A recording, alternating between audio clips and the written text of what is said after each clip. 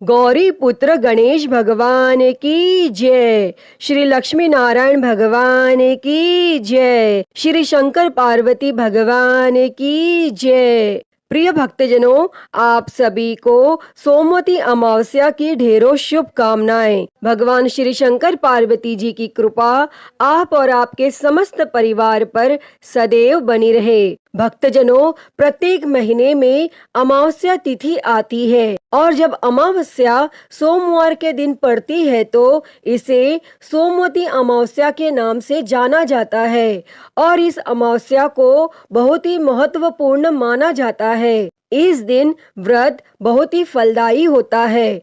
इसका वर्णन प्राचीन ग्रंथों में भी दिया गया है और कोई भी विवाहित स्त्री यदि इस दिन व्रत रखती है तो उसके पति की आयु में वृद्धि होती है और इस अमावस्या को व्रत रखने से पितृदोष का भी निवारण हो जाता है। और जो भी व्यक्ति अपने जीवन में किसी प्रकार की समस्या का सामना कर रहा है उसे इस दिन व्रत अवश्य ही रखना चाहिए।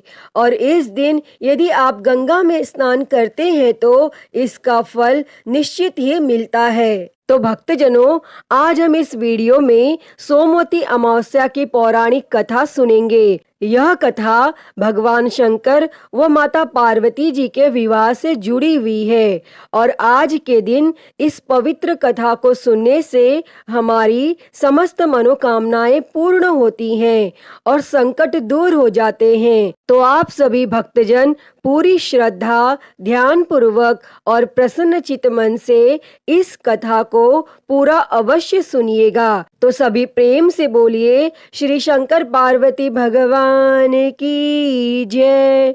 सर्व देवी देवता की जय। और ऐसा माना जाता है कि हरियाली अमावस्या के दिन भगवान शंकर जी ने माता पार्वती जी के तप की परीक्षा लेने के लिए सप्त ऋषियों को उनके पास भेजा था और सप्त ऋषि पार्वती जी के निश्चय की परीक्षा लेने के लिए भगवान शंकर के बारे में मिथ्या बातें करने लगे। वह कहते हैं, शंकर जी लज्जा को छोड़कर नंग धड़न कैलाश पर्वत और शमशान में भूत प्रेतों के साथ रहते हैं।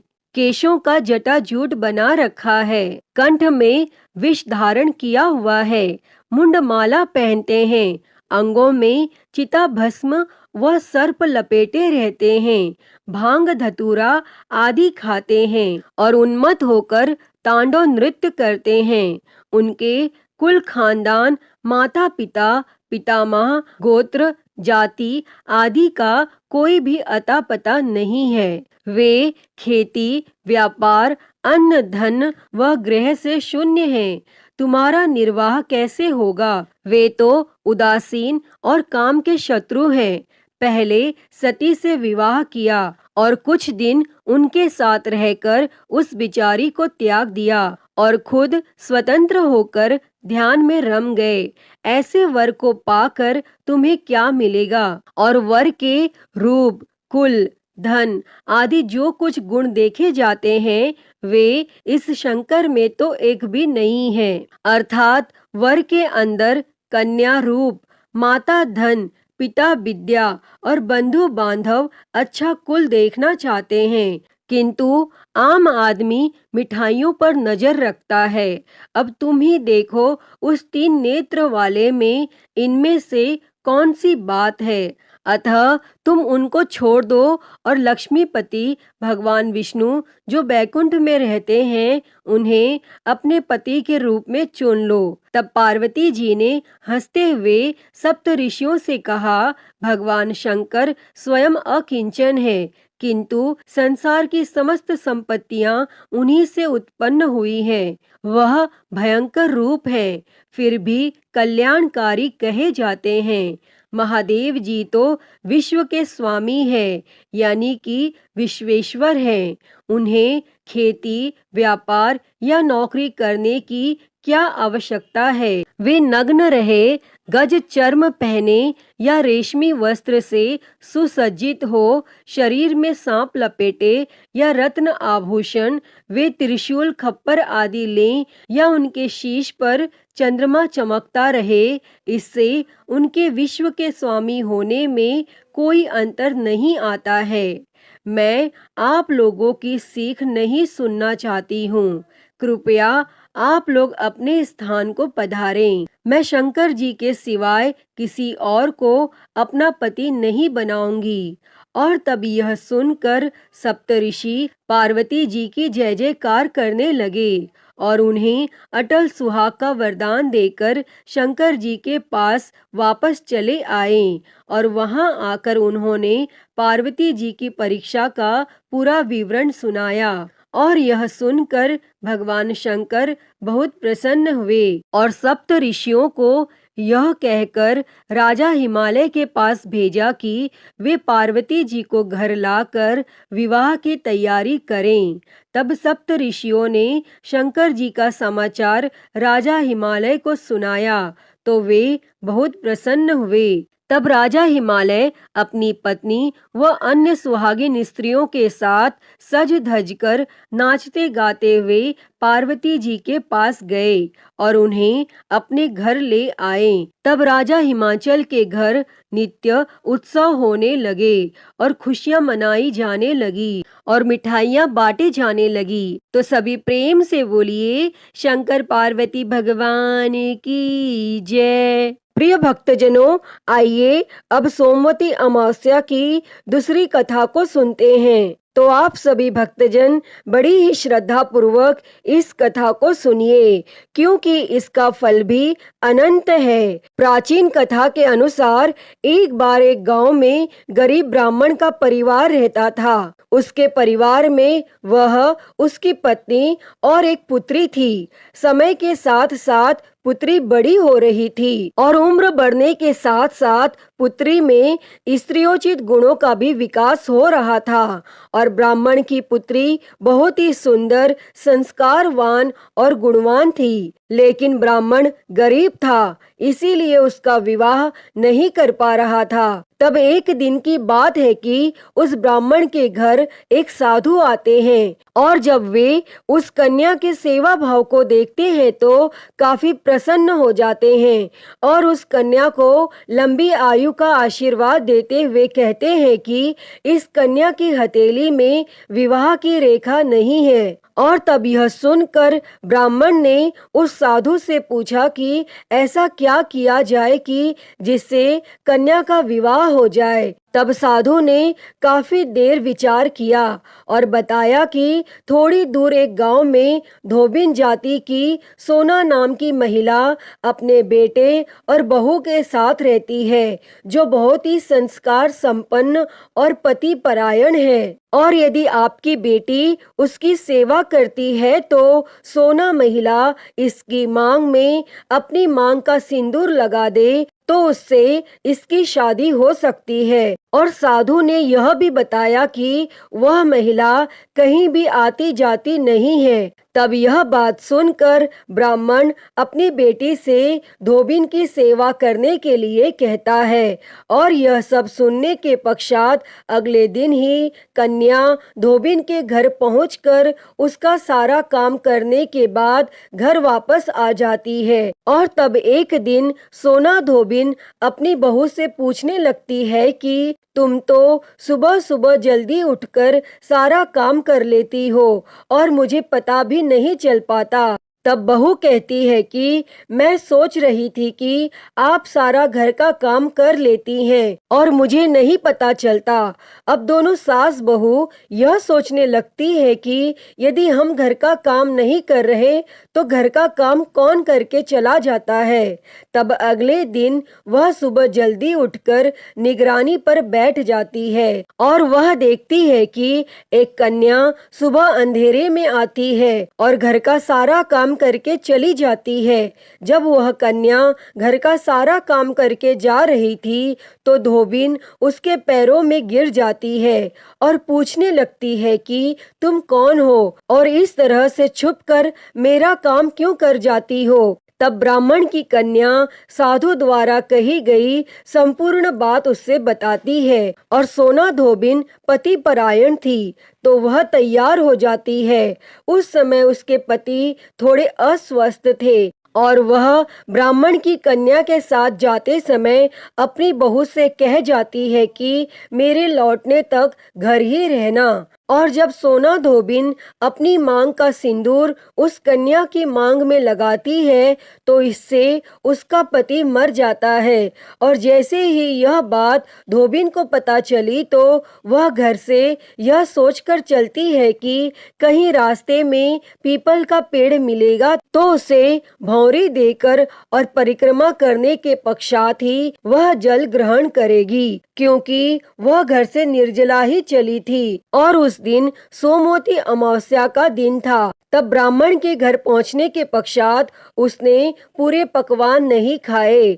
उसकी जगह उसने ईंट के 108 बार टुकड़े करके पीपल के वृक्ष को 108 बार भौंरी देकर परिक्रमा की और उसके पश्चात ही जल ग्रहण किया। तब ऐसा करने से उसके पति फिर से जीवित हो गए और उसी दिन से सोमवती अमावस्या का महत्व स्थापित हो गया। पीपल के वृक्ष में देवों का वास होता है और जो भी व्यक्ति इस अमावस्या के दिन व्रत कथा को ध्यान से सुनता है अथवा पढ़ता है, भगवान निश्चित ही उसकी सभी मनोकामनाएं पूरी करते हैं। इसीलिए सोमवती अमावस्या के दिन से शुरू करके जो व्यक्ति हर अमावस्या के दिन भौंरी देता है उसके सुख और सौभाग्य में वृद्धि होती है।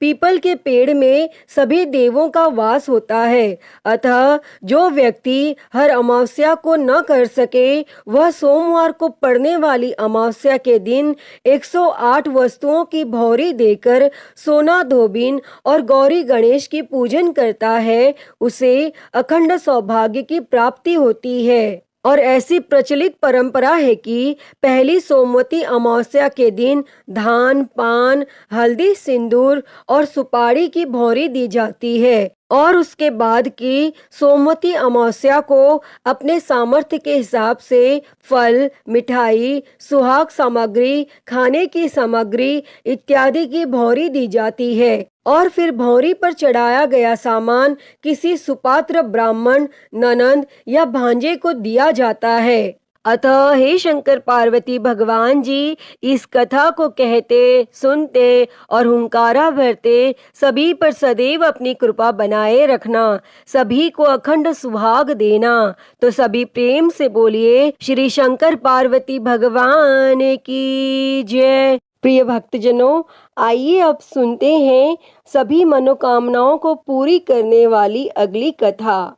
किसी नगर में एक साहूकार रहता था। उसके घर में धन की कोई कमी नहीं थी, लेकिन उसकी कोई संतान नहीं थी, जिस वजह से वह बेहद दुखी था। पुत्र प्राप्ति के लिए वह भगवान शिव के प्रत्येक सोमवार का व्रत रखता था और पूरी श्रद्धा के साथ शिवालय में जाकर भगवान शिव और माता पार्वती जी की पूजा करता था। उसकी भक्ति देखकर माँ पार्वती प्रसन्न हो गईं और भगवान शिव से उस साहूकार की मनोकामना पूर्ण करने का निवेदन किया। पार्वती जी की इच्छा सुनकर भगवान शिव जी ने कहा कि हे पार्वती, इस संसार में हर प्राणी को उसके कर्मों के अनुसार फल मिलता है और उसके भाग्य में जो हो उसे भोगना ही पड़ता है। लेकिन माता पार्वती जी ने साहूकार की भक्ति का मान रखने के लिए उसकी मनोकामना पूर्ण करने की इच्छा जताई। तब माता पार्वती के आग्रह पर भगवान शिव जी ने साहूकार को पुत्र प्राप्ति का वरदान तो दे दिया, लेकिन साथ ही यह भी कहा कि उसके बालक की आयु केवल 12 वर्ष होगी। तब माता पार्वती और भगवान शिवजी की इस बातचीत को साहूकार सुन रहा था। उसे ना तो इस बात की खुशी थी और ना ही गम। वह पहले की ही भांति भगवान शिवजी की पूजा करता रहा और कुछ समय उपरांत साहूकार के घर एक पुत्र का जन्म हुआ। जब वह बालक 11 वर्ष का हुआ तो उसे पढ़ने के लिए काशी भेज दिया गया। साहूकार ने पुत्र के मामा को बुलाकर उसे बहुत सारा धन दिया और कहा कि तुम इस बालक को काशी विद्या प्राप्ति के लिए ले जाओ और मार्ग में यज्ञ करवाते जाना। जहाँ भी यज्ञ कराओ वहीं पर ब्राह्मणों को भोजन कराते और दक्षिणा देते हुए जाना। और दोनों मामा भांजे इसी तरह यज्ञ कराते और ब्राह्मणों को दान दक्षिणा देते काशी की ओर चल पड़े। रास्ते में एक नगर पड़ा जहाँ नगर के राजा की कन्या का विवाह था, लेकिन जिस राजकुमार से उसका विवाह होने वाला था वह एक आंख से काना था। तब राजकुमार के पिता ने अपने पुत्र के काना होने की बात को छुपाने के लिए एक चाल सोची। साहूकार के पुत्र को देखकर उसके मन में एक विचार आया। तब उसने सोचा क्यों न इस लड़के को दूल्हा बनाकर राजकुमारी से विवाह करा दूं और विवाह के बाद इसको धन देकर विदा कर दूंगा और राजकुमारी को अपने नगर ले जाऊंगा। और फिर उस लड़के को दूल्हे का वस्त्र पहनाकर राजकुमारी से विवाह करा दिया गया।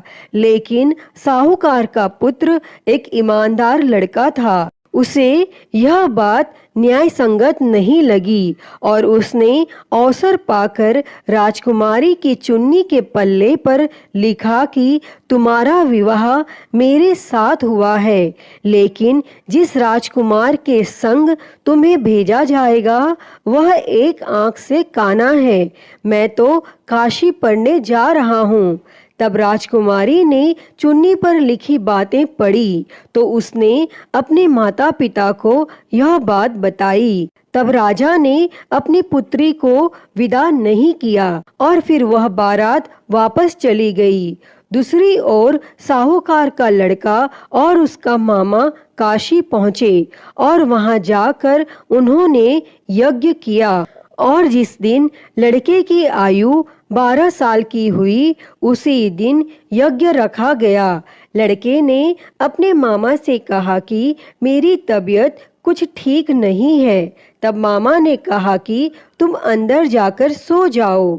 और भगवान शिवजी के वरदानानुसार कुछ ही क्षणों में उस बालक के प्राण निकल गए और मृत भांजे को देखकर उसके मामा ने विलाप शुरू किया। संयोगवश उसी समय भगवान शिवजी और माता पार्वती उधर से जा रहे थे। तब माता पार्वती ने भगवान शिवजी से कहा, प्राणनाथ, मुझे इसके रोने के स्वर सहन नहीं हो रहे। आप इस व्यक्ति के कष्ट को अवश्य दूर करें। और जब भगवान शिवजी मृत बालक के समीप गए तो वह बोले कि यह तो उसी साहूकार का पुत्र है जिसे मैंने 12 वर्ष की आयु का वरदान दिया था। अब उसकी आयु पूरी हो चुकी है। लेकिन मातृभाव से विभोर माता पार्वती ने कहा कि हे महादेव, आप इस बालक को और आयु देने की कृपा करें, अन्यथा इसके वियोग में इसके माता पिता भी तड़प तड़प कर मर जाएंगे। और फिर माता पार्वती के आग्रह पर भगवान शिवजी ने उस लड़के को जीवित होने का वरदान दिया और शिवजी की कृपा से वह लड़का जीवित हो गया। और फिर शिक्षा समाप्त करके वह लड़का अपने मामा के साथ अपने नगर की ओर चल दिए और दोनों चलते हुए उसी नगर में पहुंचे जहां उसका विवाह हुआ था। और उस नगर में भी उन्होंने यज्ञ का आयोजन किया। तब उस लड़के के ससुर ने उसे पहचान लिया और महल में ले जाकर उसकी आव भगत की और अपनी पुत्री को उसके साथ विदा किया। और इधर भूखे प्यासे रहकर साहूकार और उसकी पत्नी बेटे की प्रतीक्षा कर रहे थे। उन्होंने प्रण कर रखा था कि यदि उन्हें अपने बेटे की मृत्यु का समाचार मिला तो वह भी प्राण त्याग देंगे।